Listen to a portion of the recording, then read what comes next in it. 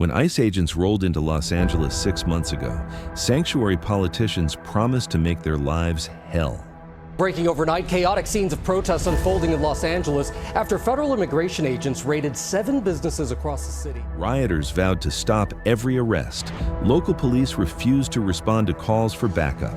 The media painted every operation as an attack on immigrant communities. The images from those early days tell a clear story. Crowds surrounding federal vehicles, agents in tactical gear facing barrages of rocks and bottles, local officials at podiums declaring their cities off-limits to federal enforcement, news headlines condemning every ICE action as an assault on vulnerable populations. At first, everything seemed to be going according to the resistance plan. These are workers. These are fathers. These are mothers. And this has to stop. ICE convoys were surrounded by angry crowds. Agents faced not just verbal abuse, but physical danger. Rocks, bottles, and in some cases, tear gas every single day. Local television stations showed families crying, politicians standing defiant, and communities rallying against federal enforcement.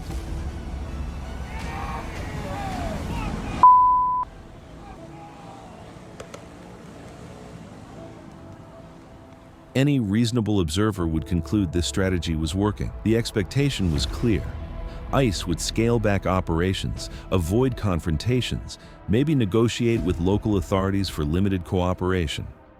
That's how these situations typically unfold when federal agencies meet organized local resistance. The visual evidence of success was everywhere. ICE vehicles with smashed windows returning to base, agents in tactical gear retreating from hostile crowds, politicians celebrating their victories on camera, protest signs declaring ICE out of LA appearing on every street corner. But while cameras focused on the riots and politicians took victory laps, something unprecedented was happening in the background.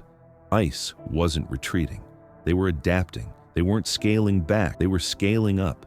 The numbers tell the story no one was seeing. Month 1, 500 arrests despite daily protests. Month 3, 2,000 arrests despite increasing violence. Month 6, 5,000 arrests despite coordinated resistance.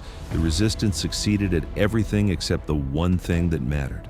While sanctuary politicians declared victory and rioters celebrated in the streets, as those fireworks and drone shows lit up the night sky, some people on the ground spending this 4th of July in protest of the continuing ICE raids across Southern California. ICE had quietly removed 5,000 of the most dangerous criminals from Los Angeles. This wasn't federal law enforcement being deterred by local opposition. This was federal law enforcement using local opposition as cover for the largest criminal removal operation in modern American history. Here's what ICE figured out that changed everything. Riots create chaos. Chaos creates cover. And cover allows precision operations while everyone's attention is focused on the spectacle. The strategy unfolded in 3 distinct layers. First, public riots. Media attention and political focus remained fixed on demonstrations, creating a predictable pattern of coverage and response. Second, tactical operations. While attention focused on high-profile confrontations, simultaneous arrests happened across the city in quiet, methodical precision. Third, information warfare. While the narrative of resistance victories dominated public discourse, the reality of systematic criminal removals continued uninterrupted behind the scenes. The tactical revolution wasn't just about confronting resistance, it was about exploiting it. When protesters blocked the front entrance of a detention facility, operations shifted to the back. When media cameras focused on downtown confrontations, suburban operations accelerated. When political attention concentrated on a single high-profile case, dozens of other cases proceeded without scrutiny.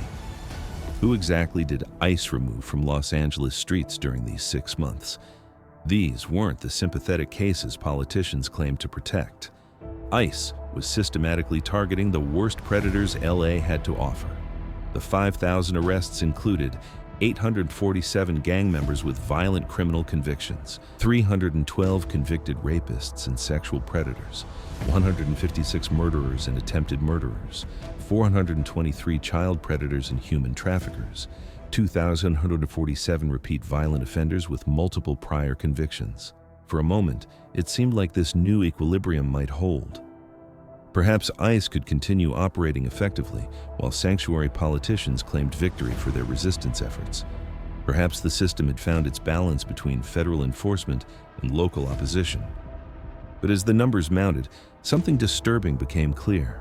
If ICE could remove 5,000 dangerous criminals from one sanctuary city while that city actively fought against them, what did that say about every other sanctuary jurisdiction in America? Los Angeles wasn't unique in its approach. Chicago had implemented nearly identical sanctuary policies. New York had the same pattern of political resistance. San Francisco had the same activist networks organizing the same protests. If the LA model worked here, it could work everywhere. The systemic implications were staggering. Over 300 sanctuary jurisdictions exist nationwide. An estimated 50,000 plus similar criminals are currently protected by sanctuary policies across the country. ICE had proven that local resistance was actually operationally irrelevant to their enforcement capabilities. The 5,000 arrests in LA weren't just a local victory. They were proof of concept for a complete inversion of federal-local power dynamics. Sanctuary cities hadn't protected criminals from ICE. They had inadvertently provided ICE with the perfect cover to remove criminals without political accountability. The LA operation shattered the foundational assumption of sanctuary city politics, that local resistance could effectively deter federal enforcement. Instead, it proved that coordinated local resistance actually enhanced federal effectiveness by providing distraction and misdirection. Politicians who promised to protect their communities had unknowingly provided cover for the largest criminal removal operation in ICE history. The very resistance they organized became the operational advantage ICE needed to function more effectively than ever before. The sobering assessment for sanctuary advocates was unavoidable. 5,000 dangerous criminals removed. 0 meaningful political consequences for ICE. Maximum political cover through manufactured controversy. The sanctuary city model hadn't just failed, it had been weaponized against itself. From this chaos emerged a new enforcement paradigm. ICE developed real-time coordination capabilities specifically designed to exploit crowd distraction. Multi-team operations could now be executed during single protest events. Predictive deployment systems analyzed sanctuary jurisdiction resistance patterns to identify optimal enforcement windows. Every riot became an intelligence opportunity. Every political rally became cover for simultaneous operations in different parts of the city. Every media focus event became tactical advantage for enforcement teams operating away from the cameras. Sanctuary cities transformed from enforcement obstacles into enforcement multipliers. The more resistance they organized, the more operational flexibility ICE gained. The more predictable their protest patterns became, the more effectively ICE could plan around them. The 5,000 arrests in LA weren't just numbers, they were a demonstration that federal law enforcement had evolved beyond local political control. That sanctuary city resistance had become operationally irrelevant at best and tactically advantageous at worst. Chicago, New York, San Francisco, every sanctuary jurisdiction now faced the same reality. Their resistance infrastructure could be turned into federal enforcement infrastructure overnight. Their political strategies could be incorporated into ICE operational planning. The question wasn't whether more sanctuary cities would face LA-style operations. The question was whether sanctuary politicians would continue providing cover for federal enforcement by organizing the very resistance that made massive criminal removals possible.